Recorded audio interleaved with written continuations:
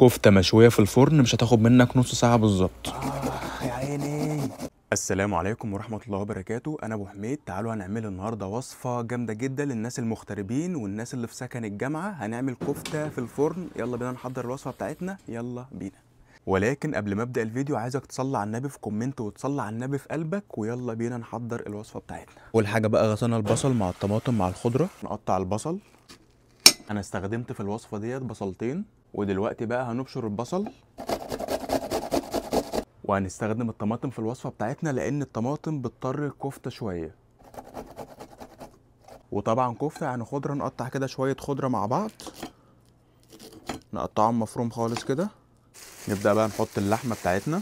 أنا رحت عند الجزار جبت نص كيلو لحمة وخليته يفرمهولي، وقلت له حط لي عليه حتة ليا ضاني، طبعا لأن الكفتة بتحب الليا الضاني عامة، تنزل عصارة كده اللي هو الجوس شوية كده، فبيبقى طعمها حلو كده أصلا. ودايما وانتوا عند الجزار قولوا له يفرم لكم اللحمة فرمتين، لأن طبعا الكفتة بتبقى محتاجة تبقى ناعمة شوية. وبعد كده هننزل بالبصل المبشور، بس اهم حاجه قبل ما ننزل بالبصل نعصره كده من الميه اللي هو فيه عشان ما يخليش الكفته تسيب مننا. بعد كده ننزل بالبصل، وبعد كده ننزل بالطماطم المبشوره، وننزل بالخضره، وبعد كده هننزل بمعلقتين كبار بهارات كفته،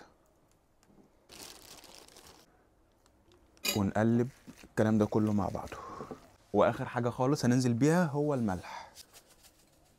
ننزل بشويه ملح كده، تمام.